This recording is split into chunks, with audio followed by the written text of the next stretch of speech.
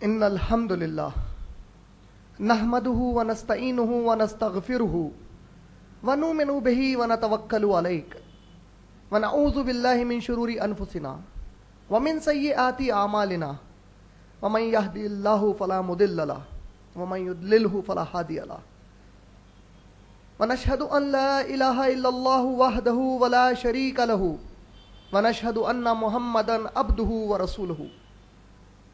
Amma ba'd, qala Rasulullah sallallahu alayhi wa sallam, fa inna khayral hadithi kitabullah wa khayral hadiyyi hadiyyin Muhammadin sallallahu alayhi wa sallam wa sharral umuru muhdathatuha wa kulla muhdathatin bid'a wa kulla bid'atin dhalala wa kulla dhalalatin finnar. Amma ba'd, qala Allah ta'ala fil Qur'anil Majid wal Furqanil Hamid, हाफिजू अला सलावाती वस्सलातिल वुस्ता वक़ूमू लिल्लाहि क़ानितीन।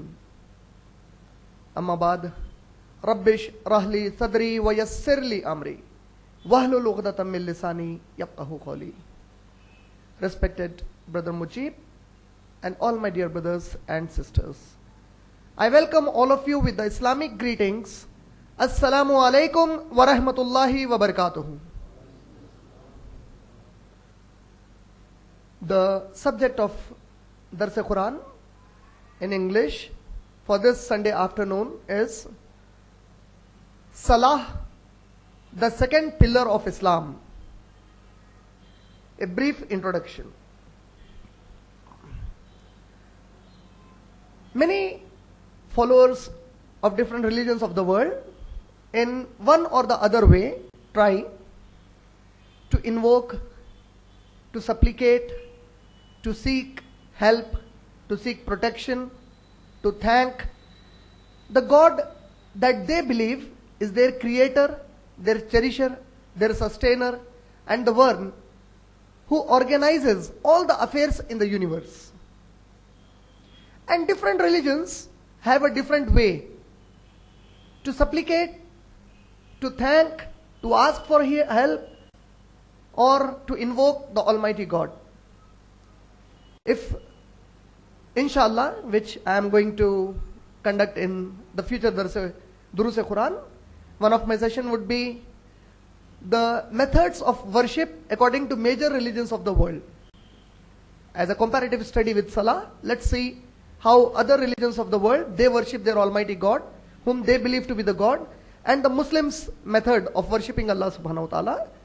But in short, when we try to analyze these different concepts of worshipping the God, you will find that most of the followers of different religions, they worship the God based on the teachings given in their scriptures or as seen from their ancestors, and they follow it because their ancestors have been doing so. And the third is by themselves trying to give thanks with a consideration that I love my God and I have the right to thank the God or supplicate to God as I will.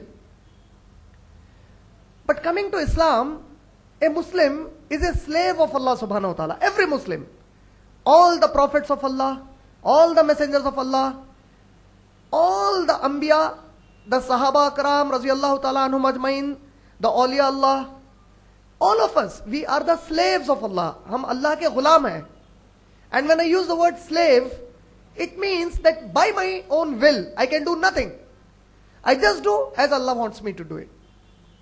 And Allah subhanahu wa ta'ala has given the command in the glorious Quran in several places. Ya ayyuhalladhina amanu, ati'ullaha wa ati'ur rasul. O you who believe, obey Allah and obey Muhammadur Rasulullah sallallahu alayhi wa sallam.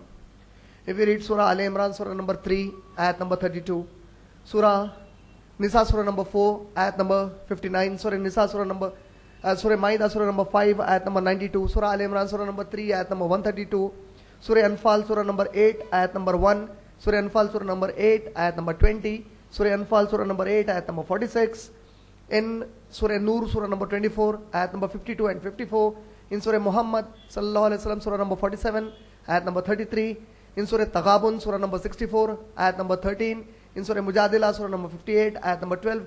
In all these places, Allah subhanahu wa ta'ala commanded, obey Allah and obey Muhammad sallallahu alaihi wasallam. Allah says in Surah Al Imran, Surah number 3, ayat number 31, Qul in kuntum tuhibbun Allah fattabi'uni. Say to them, if they truly love Allah, then obey me. Allah is saying that if you truly love Allah subhanahu wa ta'ala, if you and me as Muslims, if we are claiming, if we are boasting, if we are proclaiming, acclaiming, accepting, propagating that we love Allah the most, then Allah says, if you also want that Allah should love you, then obey my messenger. That is the command there. Then Allah says in the glorious Quran in Surah Ahzab, Surah number 33, ayat number 21, لَقَدْ كَانَ لَكُمْ فِي رَسُولِ اللَّهِ أُسْوَةٌ حَسَنَةٌ. The best example for the mankind to follow in their life is the beloved Prophet Muhammad sallallahu alaihi wasallam. In short, if you analyze, as a Muslim, by my own will, I cannot do anything even if my intention is to love Allah subhanahu wa ta'ala. The parameters to love Allah, the parameters to respect Allah, the parameters to supplicate to Allah, the parameters to invoke Allah, the parameters to worship Allah have already been set by Allah subhanahu wa ta'ala through the glorious Quran, the Kitabullah and the Sunnah of Rasulullah sallallahu alaihi wasallam. The hadith that I read in the beginning of my session, فَإِنَّ خَيْرَ الْحَدِيثِ Kitabullah. The best statement of any kind, the best word is the word of Allah. وَخَيْرَ الْحَدِيِّ هَدِيٍّ مُحَمَّدٍ sallallahu alaihi wasallam. And the best way to practice in your life for anything, you want to pass urine, how will you do it? As the messenger did it. You want to sleep on the bed, how will you sleep? As the messenger did it. You want to have intercourse with your wife, how? As the messenger had it. You want to walk on earth, how? Like the Prophet used to walk. You want to love your children, how? Like the Prophet loved his children. You want to marry, how? Like the Prophet married. You want to give zakat, how? Like the Prophet commanded. You want to perform hajj, how? Like the Prophet did. Anything, everything, you are bound by the sunnah of Rasulullah sallallahu alaihi wasallam.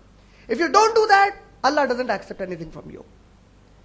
In the same way, when we talk of worshipping Allah subhanahu wa ta'ala, the Arabic word which can be used for worship, an appropriate Arabic word would be ibadah.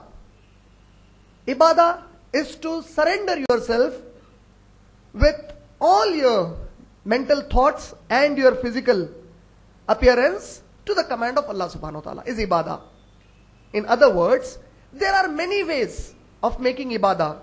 To count a few, if I obey my mother, not because she created me, but because my Allah said obey her, I am doing ibadat of Allah subhanahu wa ta'ala.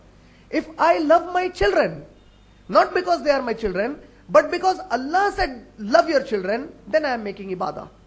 In everything I do, according to the teachings of Islam, I am doing ibadah of Allah subhanahu wa ta'ala.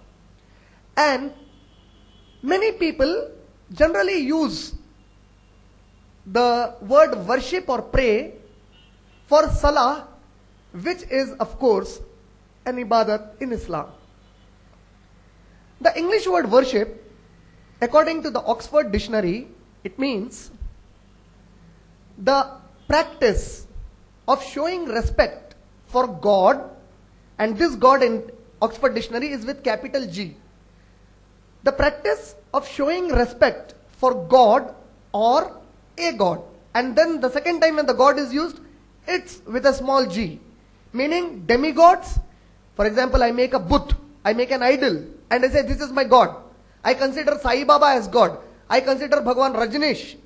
These are my demigods. These are all a God.